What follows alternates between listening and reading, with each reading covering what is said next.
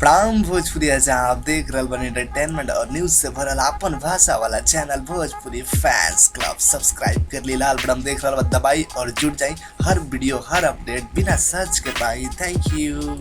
सिंह के फैन खातिर एक और खुशखबरी लेके आइल बानी भैया की पवन सिंह के एगो अगला मूवी के शूटिंग होके जा रहा है बस सैया सुपरस्टार। जी हाँ, पवन सिंह के अगला मूवी रही सैया सुपरस्टार जेकर शूटिंग 15 मार्च से स्टार्ट होके जा रहा बा यूपी में। जी हाँ भैया, यूपी में 15 मार्च से स्टार्ट हुई सैया सुपरस्टार। में सबसे अच्छा अगर बात बाकी में गाना बड़ा सुपर टूपर हिट मिली है सका कि राइटर के नाम सुन ली।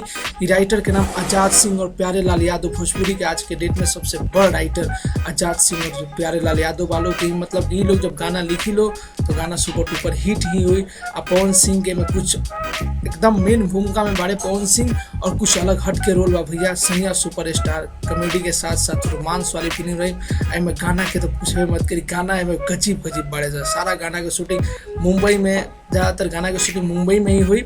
और एक निर्देशन बहुत ही जल्द आप लोगों के बीच फिल्म में आ जाएगी। अगर अगर शूटिंग शुरू होके वाला बा 15 मार्च से यूपी में। खबर अच्छा लगा हो तो लाइक करी, कमेंट करी और शेयर करी। बाय बाय, टेक केयर, धन्यवाद।